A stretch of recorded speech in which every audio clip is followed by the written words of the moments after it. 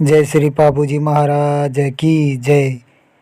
सभी से मेरा निवेदन है कि जो कोई भी व्यक्ति इस वीडियो को देखने के लिए आए तो तभी ही आए जब उसके पास फ्री टाइम हो, क्योंकि हमारी इस वीडियो में श्री बाबूजी महाराज की संपूर्ण कथा का वर्णन भली भांति से किया गया है। हमारे बाबूजी महाराज की इस कथा को बीच में ही अधूरी छोड़ कर ना जाए। आपके पास फ्री टाइम हो जब कभी भी तो तुरंत वापिस इस कथा को तब सुने। इस कथा को संपूर्ण रूप से पूरी बाबूजी महाराज की कथा को जो कोई भी सुनेगा उसको संपूर्ण रूप से बाबूजी महाराज का आशीर्वाद स्वरूप कथा का प्रसाद प्राप्त करेगा। जय बाबूजी राठौड़। राजस्थान की वीर भूमि वीरों का समुचित सम्मान करना जानती है। जिन वीरों ने प्राण मान मर्यादा के लिए, लोकहित के लिए, जन जीवन की रक्षा के लिए अपने तन मन का हंसते हंसते बलिदान कर दिया, उन वीरों में बाबूजी राठौड़ का नाम राजस्थानी जनजीवन में माला के सुमेरु की भांति महत्वपूर्ण बताया। कोलूगढ़ के राजा धांधल जी के दो पुत्र थे। बड़े का नाम बूढ़ो जी और छोटे पुत्र का नाम पाबू जी था। राजा धांधल जी के एक पौत्री भी थी जिसका नाम केलमदे था। राजा धांधल जी ने अपनी पौत्री के लिए विवाह के लिए बड़े चिंतित थे। बाबूजी और बूढ़ो जी दोनों भाई केलमदे के लिए योग्य वर की तलाश में थे। बाबूजी अपने चमत्कारों के लिए किशोरावस्था में ही प्रसिद्ध हो गए थे। उनकी वीरता और अदम्य साहस की कई कहानियां घर घर में प्रचलित थी। केलमदे का विवाह वे किसी समान कुल में करना चाहते थे। एक बार संयोग से ददरेवा के राजकुमार गोगा चौहान से उनकी भेंट हो गई। दोनों ने अपने अपने चमत्कार दिखलाए। दुर्भाग्य से चमत्कारों की इस होड़ में बाबूजी गोगा जी से हार गए। इस हार के परिणाम स्वरूप पूर्व निश्चित की गई गोगा की शर्त के अनुसार केलमदे का विवाह गोगा जी के साथ ही करना पड़ा था। राजा धांधल जी और बूढ़ो जी एक मत नहीं थे, लेकिन समय की गति को कौन टाल सकता है। केलमदे का विवाह गोगा चौहान के साथ धूमधाम से संपन्न हो गया। हीरे जवाहरात, सोना चांदी, हाथी घोड़ा, पिंजस पालकी आदि दहेज में दिया गया। बाबूजी को अपनी भतीजी से अत्यधिक स्नेह था, इसलिए उन्होंने दहेज में कुछ ऊंट देने का भी वचन दिया। ऐसा कहा जाता है उस समय राजस्थान में ऊंटों का अत्यंत प्रभाव था। ऊंट रखना शान की बात समझी जाती थी। राजा लोग भी ऊंटों की सवारी के लिए तरसते थे। बाबूजी ने ऐसा असंभव वचन अपनी भतीजी को देकर अपने स्नेह का इजहार किया। केलमदे के ससुराल में ऊंट देने की बात का हल्ला उड़ गया। केलमदे की ननदों एवं सास ने जब देखा कि विवाह हुए इतने दिन बीत गए पर बाबूजी के अभी ऊंट नहीं आए, तो उन्होंने देखा कि यह तो सुख का वादा था। लगता है बाबूजी ने अपना नाम ऊंचा रखने के लिए जात बिरादरी के सामने ऊंटों को देने की बात कह दी होगी। ऊंट देना लोहे के चने चबाना जैसा था। ननद और सास केलमदे को ऊंटों के बहाने ताने मारने लगी। व्यंग्य से वे केलमदे को कहती, कुंवारिनी जी, तुम्हारे ऊंट हमारे उपवन में लगे पुष्पों को तो न खा जाएंगे। कभी कहती, हमारे घोड़ों के बीच तुम्हारे यहाँ से पाए हुए ऊंट बहुत ही सुहाने लगते हैं। देखो न, ऊँटों की कतारें आ रही है। इस तरह के कथनों के साथ जब वे हंसती तो शब्द केलमदे की छाती के आर पार निकल जाते। आंचल में मुंह छिपाकर रोती रहती थी। अपने पियर वालों पर छोड़े गए व्यंग्य बाणों को सहन करने में जब वह असमर्थ हो गई तो उसने अपने काका बाबूजी को एक पत्र लिखा जिसमें उसने ऊँटों के भेजने का वादा याद दिलाया। साथ ही साथ उसने सास ननद के तीखे व्यंग्य प्रहारों को भी लिखकर काका को वस्तु स्थिति से अवगत कराया। जब पत्र वाहक कोलूमंड पहुंचा तो उस समय संध्या हो चली थी। तारे आकाश में दिखने लगे थे। पल पल अंधेरा बढ़ता जा रहा था। केलमदे के निर्देश के अनुसार हलकारा बिना कहीं विश्राम किए कोलूमंड जा पहुंचा। उसने तुरंत अपने आने का संदेश बाबूजी के पास भेजा। बाबूजी ने संदेश को अपने भाले के प्रकाश में पढ़ा। भाले की चमक और बाबूजी की आंखों से निकलती आग समान रूप से देखी जा सकती थी। बाबूजी की आंखों से अंगारे बरसने लगे। उन्होंने कुछ निश्चय करके अपने होठ काट लिए। हाथ बरबस भाले की ओर बढ़े। केलमदेग के पत्रों का विवरण पढ़कर वे व्याकुल हो गए। उन्हें अपने वचन को पूरा न करने के कारण बार बार अपने ही ऊपर क्रोध आने लगा। अपने बड़े भाई बूढ़ो जी की सलाह से तुरंत दरबार लगाया गया। अधीनस्थ सभी सरदार हथियारों से सुसज्जित होकर दरबार में उपस्थित हुए। बीड़ा डाला गया। बाबूजी ने बीड़े का आशय स्पष्ट करते हुए कहा कि जो कोई भी बीड़ा उठाएगा वह वीर ऊँटों का पता लगाएगा। उसे 21 गांव जागीर में दिए जाएंगे। सभा में सन्नाटा छा गया। ऊँट तो इंद्रासन प्राप्त करने से भी ज्यादा मुश्किल था ये काम। ऐसे असंभव कार्य को करने का साहस किसमें था? किसके 2 सिर थे? बहुत देर तक चुप्पी के पश्चात हड़मल जी रायका अपने स्थान से आगे बढ़ा और उसने बड़े साहस के साथ बीड़ा उठा लिया। बाबूजी ने हड़मल जी की पीठ थपथपाई और कहा, तुम्हें जैसा घोड़ा चाहिए वैसा ले लो, जितना धन चाहिए उतना धन ले लो, तथा जितने आदमी मदद के लिए चाहिए उतने आदमी अपने साथ ले लो और अब इस कार्य को पूरा करने के लिए शीघ्र ही प्रस्थान कर जाओ। सभी सरदारों ने उसे विदा किया। जब हड़मल जी रायका अपनी माँ से विदा लेने आया तो माँ भाव विह्वल हो गई। वह जानती थी कि हजार हजार कोस तक ऊँट का नामो निशान भी नहीं मिलेगा। केवल रावण की लंका ही एकमात्र ऐसा स्थान है जहां ऊँटों की भरमार है। समुद्र पार की ऐसी विकट धरती पर अपने को जाते देख वह फूट फूट कर रोने लगी। उसने अपने बेटे को वचन से मुकर जाने के लिए कहा। यदि हड़मल जी रायका राजी हो जाता तो वो बाबूजी की धरती छोड़कर दूसरे राज्य में बस जाने को भी तैयार थी, किंतु हड़मल जी रायका की पत्नी अपने वीर पति पर वचन भंग का कलंक नहीं लगने देना चाहती थी। उसने आरती सजाई और अपने पति को कुमकुम का तिलक लगाया, माला पहनाई और बड़े हर्ष से उसको विदा किया। हड़मल जी रायका अपनी माँ के मोह को भंग करना चाहता था। रोते रोते माँ ने उसे जाने की आज्ञा दे दी। उसने जोगी का वेश बनाया और अपनी माँ को छलना चाहा। माँ ने जब अपने पुत्र को साधु के वेश में देखा तो वह उसे पहचान गई और जोर जोर से रो रो कर कहने लगी, बेटा तू साधु होकर जा रहा है, मुझ बुढ़िया का क्या होगा? तेरी बहन सयानी हो चली है, उसके हाथ पीले कौन करेगा? उसके मंडप को कौन संभालेगा? कौन कन्यादान देगा उसका? हड़मल जी रायका मोह मुक्त हो चला था, फिर भी क्षण भर को वह बहन के प्यार के कारण ठिठक गया। लेकिन उसी क्षण उसे अपनी प्रतिज्ञा याद हो आई। उसने अपनी माँ को आश्वस्त करते हुए कहा, माँ जब तक बूढ़ो जी और बाबू जी जैसे धनी है, चांदा और ढेमा जैसे मेरे मित्र है, तब तक तू किसी बात की चिंता न कर माँ। हड़मल जी के हट के आगे माँ को झुकना पड़ा। हड़मल जी रायका आवश्यक साज सामान तथा मोहरे लेकर लंका की ओर चल पड़ा। 3 विश्राम उसने दक्षिण की धरती पर किए, किंतु जिसने सिर पर कफन बांध रखा हो उसे चैन की नींद कहाँ। वह तो अगला सूरज ऊँटों के बीच उगाना चाहता था। दिन निकलने से पूर्व ही उसने घोड़े को एड़ लगाई। देखते देखते घोड़ा हवा से बातें करने लगा। वह समुद्र के किनारे पहुंच चुका था। समुद्र ऊंची ऊंची लहरों से खेल रहा था। ऐसा लगता था मानो वह आकाश से ठिठोली कर रहा हो। उसकी गर्जना दिल दहला रही थी। हड़मल जी रायका तूफानी समुद्र को देख वहीं खड़ा हो गया। समुद्र को पार करना उसे असंभव दिखाई पड़ा। उसने अपने गुरु बालीनाथ का ध्यान लगाया। बालीनाथ ने अपने भक्त का संकट समझ तुरंत ही अपने योग बल से समुद्र पर सेतु बांध बना दिया। हड़मल जी रायका ने घोड़े को एड़ लगाई। घोड़ा सेतु पार करता हुआ लंका जा पहुंचा। हड़मल जी रायका ने अपने घोड़े को कहा, जिस दिशा में ऊँटों की गंध उठ रही है उसी ओर चल। अपने स्वामी के मन की बात जानने वाला वह स्वामी भक्त अश्व थक थक कर चूर हो गया था, किंतु स्वामी का प्रोत्साहन पाकर वह पुनः दौड़ने लगा।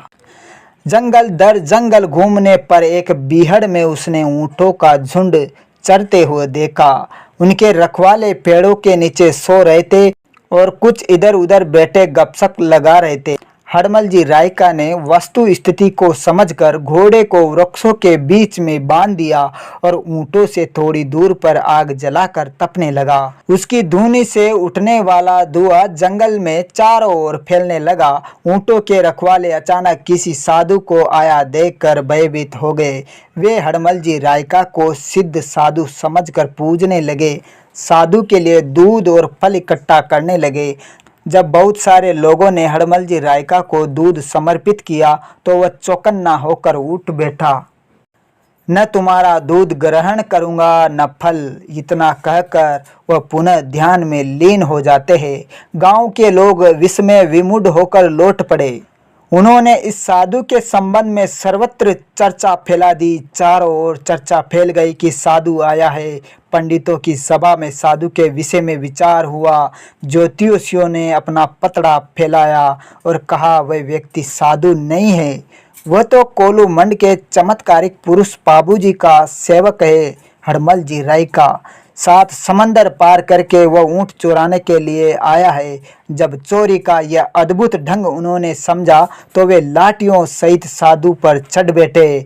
हड़मल जी रायका गांव वालों की फौज को देखकर उनके मंतव्य को समझ गया था। वह भली भांति जानता था कि इस प्रदेश में वह अकेला है। इतने लोगों से युद्ध में पार नहीं पा सकेगा, युद्ध में जीत नहीं सकेगा। इसलिए उसने चमत्कार दिखलाने का निश्चय किया। फिर क्या था, गुरु बालीनाथ का स्मरण किया।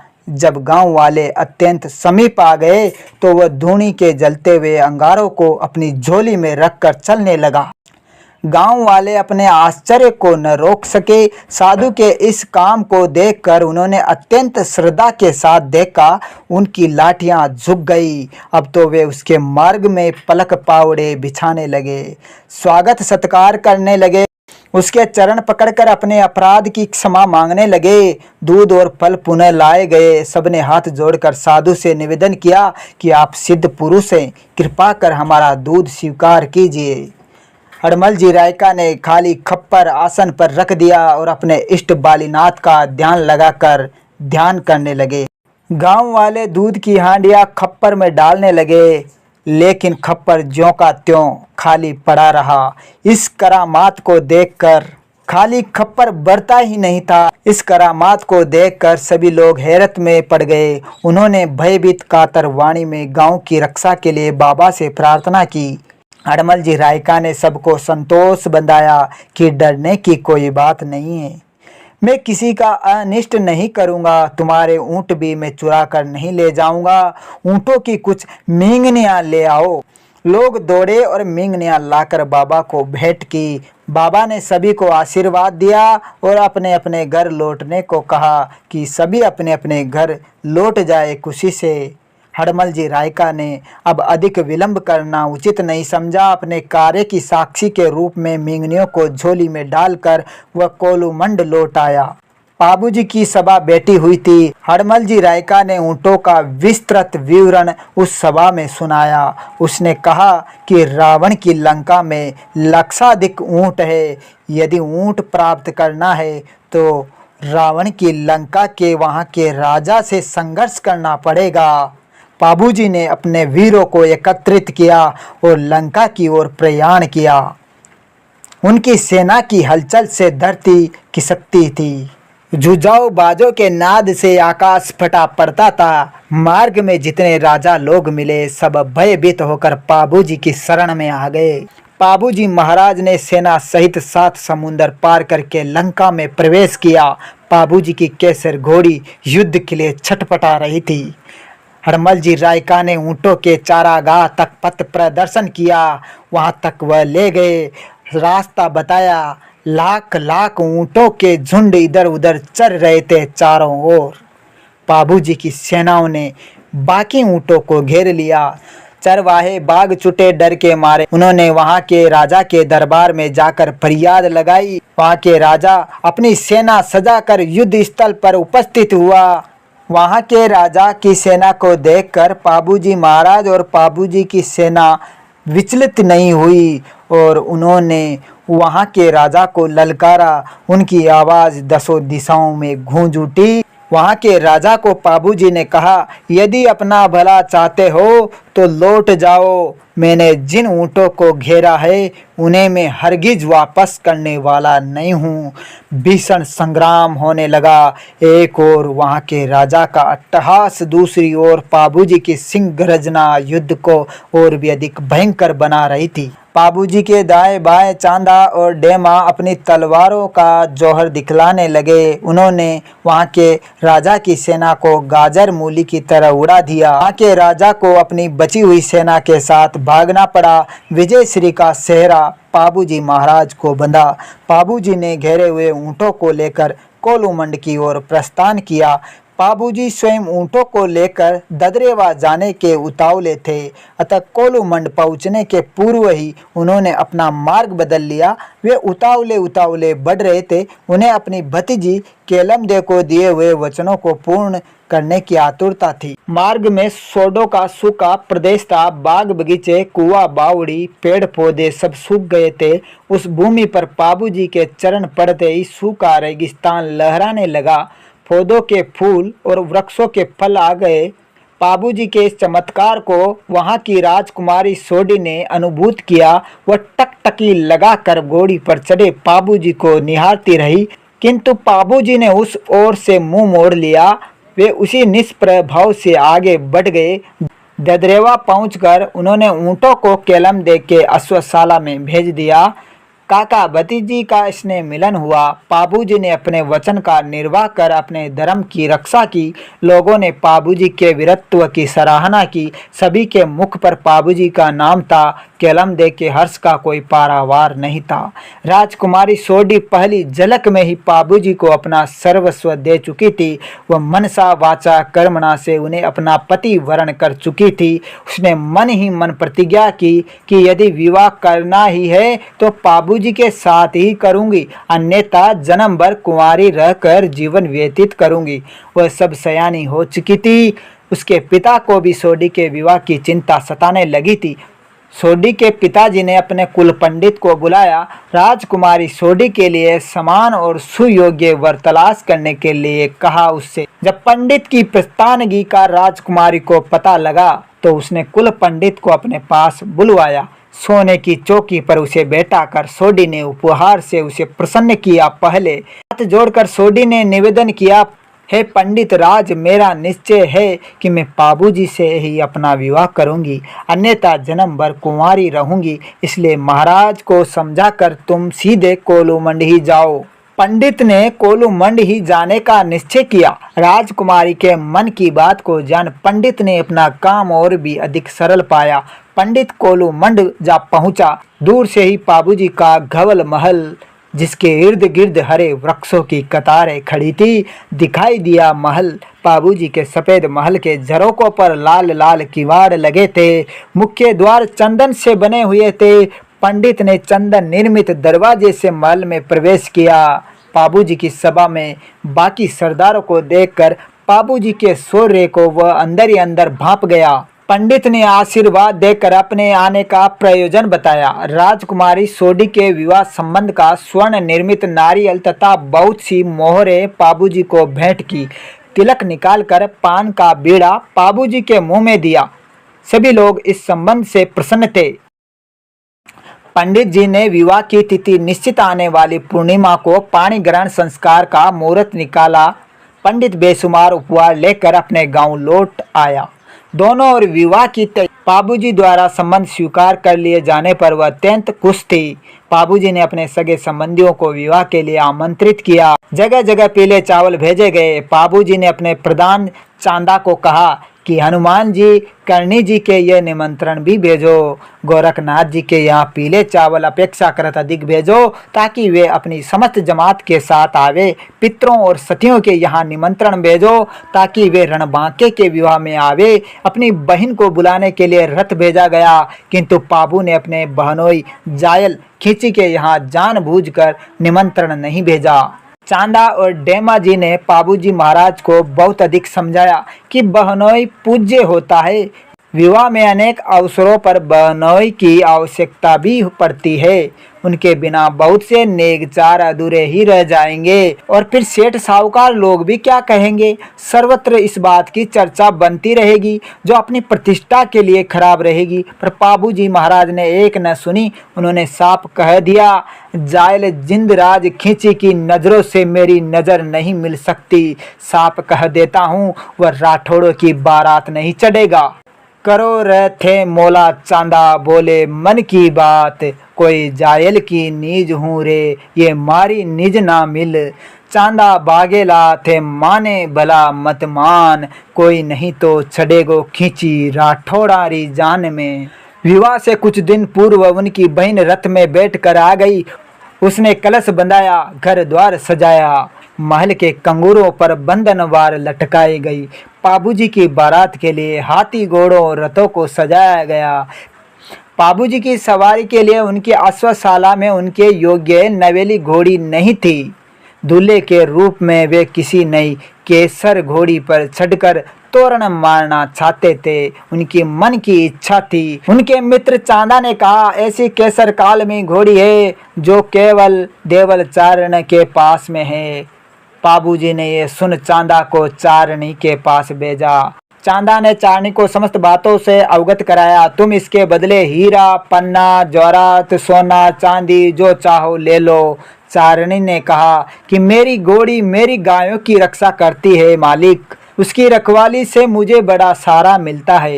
यदि केसर काल में घोड़ी मेरे घर से चली जाएगी तो दुश्मन मेरी गायों को घेर कर ले जाएंगे, इसलिए मैं इस घोड़ी को देने में असमर्थ हूँ। चांदा ने उसे विश्वास दिलाया कि पाबूजी तेरी रक्षा करेंगे। गो ब्राह्मण की रक्षा करना तो उनका धर्म है। राठौड़ अपनी बात के पक्के होते हैं। चांदा से वचन पाकर चारणी ने पाबूजी के लिए घोड़ी दे दी। उसने कहा, ये घोड़ी हवा से तेज चलती है, ध्यान रखना, मन से भी ज्यादा चंचल है। सोडो के घोड़े अपनी तेज चाल के लिए प्रसिद्ध है, किंतु वे इसे न जीत सकेंगे। इस विलक्षण घोड़ी को तुम ले जाओ। मेरी गायों की रक्षा की जिम्मेदारी अब पाबूजी महाराज पर रहेगी। पाबूजी को चारणी की शर्त स्वीकार थी। घोड़ी देखकर पाबूजी बड़े प्रसन्न हुए। पाबूजी दूल्हे बने सूर्य की तरह चमकता हुआ मोड़ उन्होंने सिर पर धारण किया।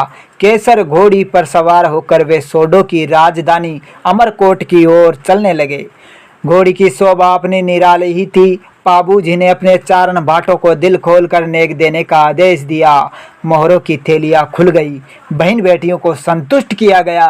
चांदा ने आकर तब पाबूजी से निवेदन किया कि आपके दान पुण्य से सब लोग थक गए हैं। केवल देवल चारणी नेग लेने से इनकार करती है और खड़ी खड़ी आंसू बहा रही है, न किसी से कुछ कहती है और न किसी की सुनती है। ये सुनकर पाबूजी स्वयं चारणी के पास आए। उन्होंने बड़े आदर के साथ देवल चारणी से कहा, बारट रानी, इस मांगलिक बेला में तुम रो रो कर क्यों अपशकुन कर रही हो? तुम्हें जो चाहिए कहो। यदि नेग में कमी है तो अभी भी खजाना खुला हुआ है। देवल चारणी ने पाबूजी के इन वचनों को सुनकर कहा, हे पाबूजी महाराज, आप सोडो की अमरकोट जा रहे हो। अपने साथ सभी सरदारों को, वीरों को, योद्धाओं को बारात में ले जा रहे हो। पीछे से मेरी गायों की रक्षा कौन करेगा? उनकी रक्षा कौन करेगा? पाबूजी ने चारणी से कहा, मेरे भाइयों और सरदारों के बिना बारात फीकी लगेगी। मेरे आने तक सूर्य भगवान प्रजा की और गढ़ की रक्षा करेंगे। बारट रानी माया बिन या फीकी लागे जान, कोई भाया बिन कुण रालो, यो पाबूजी री पीठ पर। चारण रानी कोट रुखाड़ो छोड़ियो श्री भगवान, कोई संस किरण छोड़ियो ये मैं रुखाड़ो सूरज देवता। चारणी को इस उत्तर से संतोष नहीं हुआ। उसने डेमा और चांदा जी को पीछे छोड़ने के लिए पाबूजी महाराज से मनवार लगाई, किंतु पाबूजी महाराज के लिए डेमा और चांदा बाएं दाएं हाथ की तरह थे, इसलिए उन्हें कैसे छोड़ा जा सकता था। चारणी को पाबूजी ने विश्वास दिलाया कि मेरे बड़े भाई बूढ़ो जी तुम्हारी रक्षार्थ गढ़ में ही रहेंगे। हे देवल रानी, हम 3-4 दिन में ही अमरकोट से लौट आएंगे। यदि इस बीच जायल खींची तुम्हारी गायों को घेर ले तो मुझे अमरकोट खबर पहुंचा देना। जो ही मेरे कान में खबर पड़ेगी मैं केसर काल में घोड़ी पर जिण कसकर दौड़ पड़ूंगा। अगर रोटी खाता हुआ भी होऊंगा तो चुल्लू तुम्हारे ही मकान पर पाकर करूंगा। हे देवल, ये मेरा पक्का प्रण समझना, ये मेरा वचन है। राठौड़ों के प्रण कभी झूठे नहीं होते। आवश्यकता पड़ने पर हे देवल भवानी, बीच चौरी से भी उठकर चला आऊँगा और आकर तुम्हारी गायों की रक्षा करूँगा। देवल ने पाबूजी की शर्त पर नेग लिया और उन्हें विदा किया। पाबूजी की बारात चल पड़ी। डेमा और चांदा पाबूजी के आगे पीछे घोड़े नचाते चल रहे थे। सूर्योदय हुआ। अचानक से काले नाग ने मार्ग रोक लिया। काले नाग को देखकर बारात डर गई। चांदा डेमा ने अपनी तलवारें खींच ली। पीछे से पाबूजी आए। वस्तु स्थिति को देखकर उन्होंने कहा, हे डेमा, सर्प को पाताल नगरी का नाग कहा जाता है और हम भूमिपति होते हैं, इसलिए इस काले नाग को दाहिना लेकर बारात को आगे बढ़ाओ। पाबूजी के आदेश पर बारात आगे बढ़ी। थोड़ी दूर आगे बढ़ने पर पर्वत की चोटी पर से 9 हत्ती सिंगनी उतरी। पाबूजी को सिंगनी द्वारा रास्ता रोकना अपशकुन दिखलाई दिया। डेमा जी की सलाह से शकुन शास्त्री सल्ले को बुलाया। सल्ले ने शकुन देखकर कहा, यदि शकुन को स्वीकार करते हो तो पाबूजी बारात वापस मोड़ दो और सोडी के साथ विवाह करने के लिए हाथ का खांडा भेज दो। किंतु पाबूजी ने पाणी ग्रहण प्रथा के महत्व पर ही जोर दिया और कहा कि मैं सिंगनी का पुत्र होकर ऐसे ही किसी अपशकुन से डरकर हिंदू रीति रिवाज को नहीं छोड़ूंगा। राठौड़ों के मुंह पर कलंक नहीं लगाऊंगा। अपनी माता कुलबादे का दूध नहीं ले जाऊंगा। मेरी प्रतीक्षा में सोडी नववधि बनी है। विवाह की घड़ियां गिन रही है वहां पर। यदि मैं मार्ग से वापस मुड़ जाऊंगा तो वह मुझे कायर गीदड़ समझेगी। उसकी सहेलियां उसे तानों से भेंट देंगी। दुनिया सब प्रकार की मर्यादा मानने से रह जाएगी और संसार में पाबूजी महाराज के नाम की दुआई लगती है वह आगे से बंद हो जाएगी। इस धरती पर मेरे गीत फिर नहीं चलेंगे और युग युग में मेरा यश नहीं गाया जाएगा। इसलिए जब तक मेरे शरीर पर सिर है, मुझसे इस संसार में ऐसी कायरता न हो सकेगी। इस पर डेमाजी सिंगनी का सफाया कर देने को तैयार हुआ, किंतु डेमाजी को पाबूजी महाराज ने सिंगनी पर शस्त्र प्रहार करने से रोक दिया और कहा कि हम क्षत्रिय सिंह हैं, नारी पर शस्त्र प्रहार नहीं करेंगे। डेमाजी ने सिंगनी को ललकार कर वापस मोड़ना चाहा। तभी सिंगनी झपट कर डेमाजी पर टूट पड़ी। डेमाजी ने उसके प्रहार को अपने ढाल पर रोककर ऐसा प्रहार किया, सिंगनी वहां से भाग छुटी। पाबूजी केसर काल में घोड़ी पर बैठ बारात के साथ आगे बढ़े। उमरकोट थोड़ी दूर पर ही था। उमरकोट के ऊंचे ऊंचे सफ़ेद भवन नज़दीक दिख रहे थे। कांकड़ में राठौड़ों की बारात की अगवानी करने के लिए बहुत से उमरकोट के लोग एकत्रित हो गए। वहां पर अत्यधिक भीड़ एकत्रित हो गई। माडा और बारात के लोगों का राम जुहार हुआ। डेमाजी को हरी डाली के साथ किले में भेजा गया। उसके भारी भरकम शरीर और शक्ति को पहचान कर लोग भयभीत होने लगे। सहेलियों ने गीत गाए। सोडो के नाई ने डेमा को अफीम के भंडार में ले जाकर खड़ा कर दिया, क्योंकि अमल की मामूली मनवार से तो उसकी जीभ को कुछ पता ही न लगा। देखते देखते डेमाजी ने अफीम के भंडार को पूरा चट कर दिया।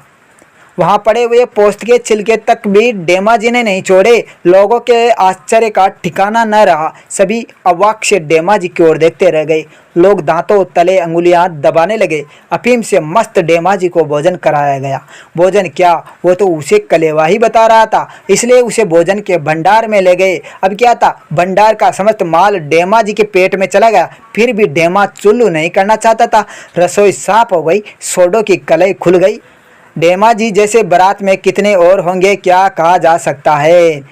नाई ने डेमाजी को कहा, जो पकाया था वो तो आप खत्म कर गए, अब और क्या दें। डेमाजी ने बड़ी लापरवाही से कहा, अभी तो सच पूछो तो कलेवा भी नहीं हुआ है। सोडो में खलबली मच गई। जिस कन्या के विवाह के शुरू में ही सोडो की हड्डी होने लगी। डेमा ने जल्दी में घी डाला, कहने लगा, अभी हुआ ही क्या है, बारातियों में सबसे कम खाने वाला मैं ही हूँ।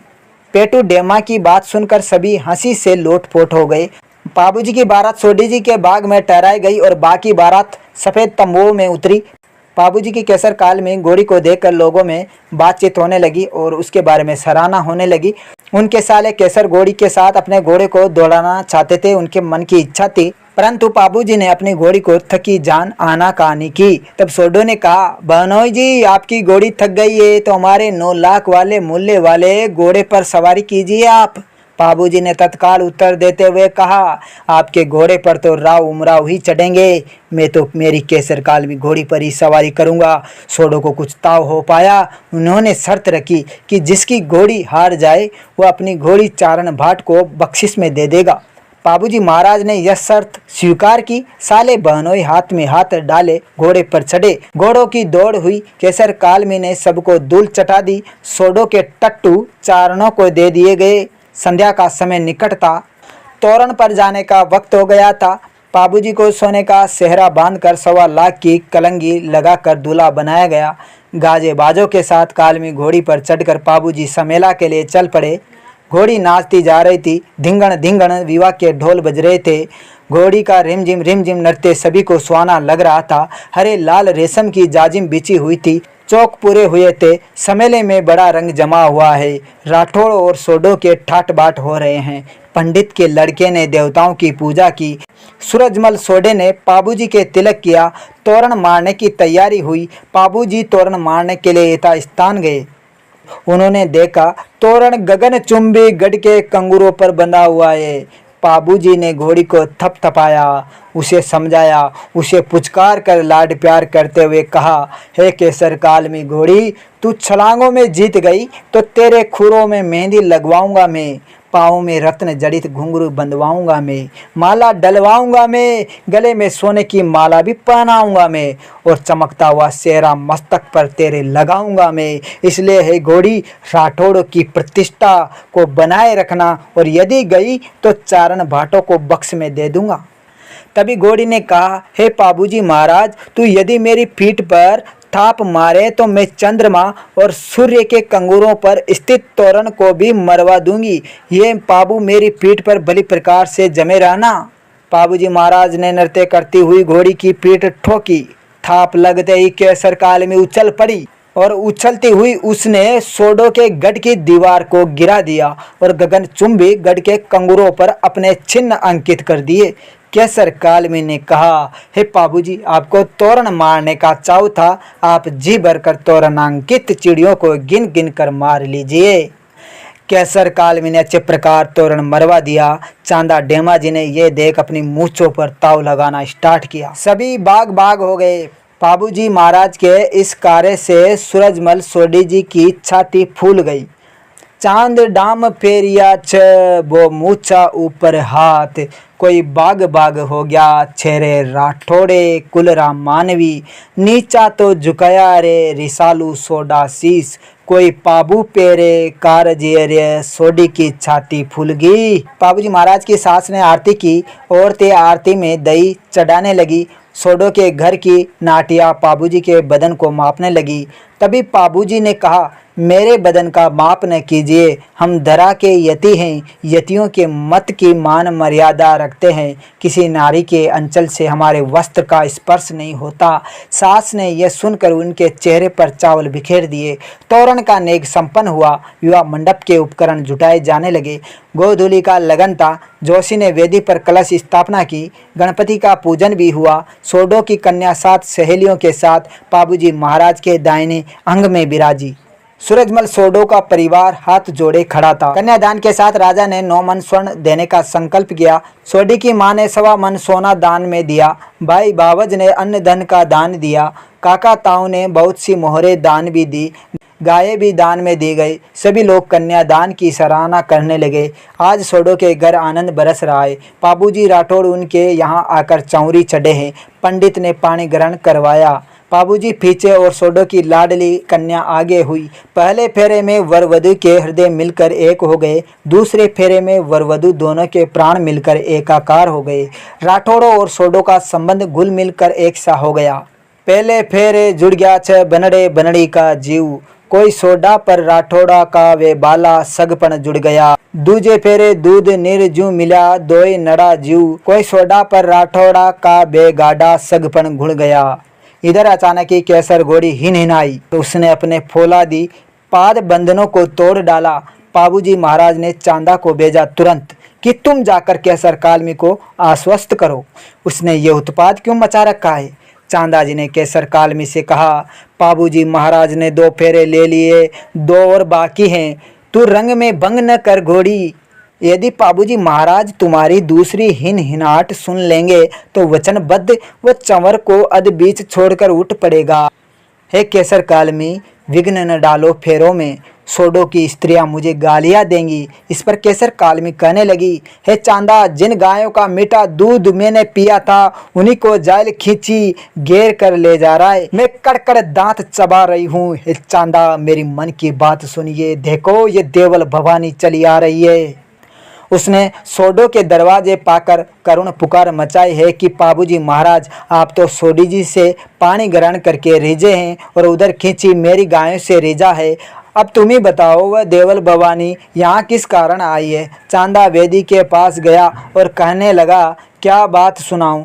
खींची देवल चारणी की गायें घेर कर ले गया है। इतना सुनते ही पाबूजी महाराज ने अपने चोगे की डोरी झड़काई, पानी ग्रहण छोड़ दिया और फेरों के बीच ही उठ खड़े हुए। उठते ही पाबूजी महाराज का सोडी ने अंचल पकड़ लिया। वह कहने लगी, हे पाबू, मेरे पिता ने कौन सा अपराध किया था। मेरी जन्मदात्री माता का क्या कसूर था। मुझ में कौन सा खोट तुम्हें दिखलाई दिया। पाबूजी ने कहा, हे सोडी जी, न तो कोई तुम्हारे पिता ने ही अपराध किया है और न तुम्हारी जननी से ही अपराध हुआ है। हे सोडी जी, आप में कोई दोष है ही नहीं। इस पर सोडी जी ने कहा, बीच चंवर, फिर आप क्यों उठे हो। मैं आदि कुंवारी और आदि विवाहित रह गई। बाबूजी इस पर कहने लगे, हे सोडी जी, खास अपराध तो मेरा है। वचनबद्ध होने के कारण मैं तीसरे फेरे में ही उठकर जा रहा हूँ। जिस प्रकार मर्दों का पिता एक ही होता है, उसी प्रकार उनका वचन भी एक ही होता है। फेरों की अपेक्षा धर्म को बड़ा कहा गया है। ये धरती और आकाश वचनों से बंधे अपना कार्य कर रहे हैं। पवन, पानी, सूर्य और चांद भी वचनों से परे हैं। वचनों से बढ़कर इस संसार में दूसरा कोई नहीं है। सोडी देवल चारणी मेरे समीप बसती है। खींची उसके पीछे पड़ा है। जब बारात चढ़ रही थी, देवल चारणी ने गायों की रक्षार्थ डेमाजी को मांगा था, लेकिन मैं डेमाजी को ले आया और उसे सत्य वचन देकर आया। मैंने कहा था कि आवश्यकता पड़ने पर मैं बीच चंवर में भी उठ खड़ा होऊंगा और तुम्हारी गायों की रक्षा करने के लिए तुरंत आ जाऊंगा। हे सोडी, मैं वचनबद्ध हूँ। वचन की रक्षा के लिए मैंने अपने सिर की बाजी लगा दी है। सोडी ने कहा, पाबूजी महाराज, मैं अपने पिता की फौज भेजकर कल ही खींची को पकड़ मंगाऊंगी। आप यहाँ बैठ मेरे महलों में चौपड़ खेलिए। ये सुन पाबूजी महाराज ने कहा, सोडी, ऐसा करने से मेरे सोरे पर कलंक लगेगा। तुम्हारी फौजों के बल पर मैं अपनी मूंछों पर ताव नहीं लगा सकता। संसार के लोग मेरी निंदा करेंगे, मुझ पर व्यंग्य कसेंगे। पाबूजी स्वयं तो ससुराल में मौज कर रहा है और सोडो के अनुचरों को गायों की रक्षार्थ भेज दिया। लोग कहेंगे, पाबूजी महाराज सोडी का साथ नहीं छोड़ सका। इस पर सोडी ने कहा, हे रणबंके पाबू, यदि ऐसी बात है तो अवश्य गायों की रक्षा के लिए चढ़ो और जाते हुए अपने हाथ का कोई स्मृति चिन्ह देते जाओ मुझे। पाबूजी महाराज ने तब कहा, हे सोडी जी, यदि जिंदा रहे तो तुमसे आ मिलेंगे और यदि मर गए तो ऊंट सवार राय का मेरे शीरो भूषण और मेरी पाग ला देगा। ये कहकर पाबूजी अपने चोगे को ठीक कर चल पड़ा। पाबूजी महाराज की सांस सालियों ने गणपति के चोगे को पकड़कर झूल गई और कहने लगी, हे पाबूजी महाराज, हमारी बच्ची में अवगुण हो तो हमें बताओ, हम अपनी दूसरी लड़की का विवाह तुम्हारे साथ कर दें। इस पर पाबूजी महाराज ने कहा, तुम्हारी लड़की संसार में दूध की भांति उज्जवल है। हे सांस, अवगुण तो मुझ में हैं, जो मैं देवल को अपना सर बेच आया हूँ। विवाह के चोगे की तनियों को संभाल कर गडाधीश पाबू चल पड़ा। पाबू ने चलते समय जुहार किया और कहा कि यदि जिंदा रहे तो अपने रंगीले ससुराल आ पहुँचेंगे। वीरवर डेमाजी और चांदा जी छाया की भांति युद्ध में पाबूजी के साथ थे। वे अपना जौहर दिखा रहे थे। बढ़ चढ़कर उनकी तलवारें चल रही थी। चारों ओर घमासान युद्ध अपनी चरमावस्था पर था। खींची पाबूजी महाराज के आगे ठहर न सका। मुंह लटकाए वह अपने मामा के पास सहायतार्थ भटनेर जा पहुंचा। अपने भांजे को निराश देख मामा ने धैर्य बंधाया और जायल को बैठने के लिए कहा।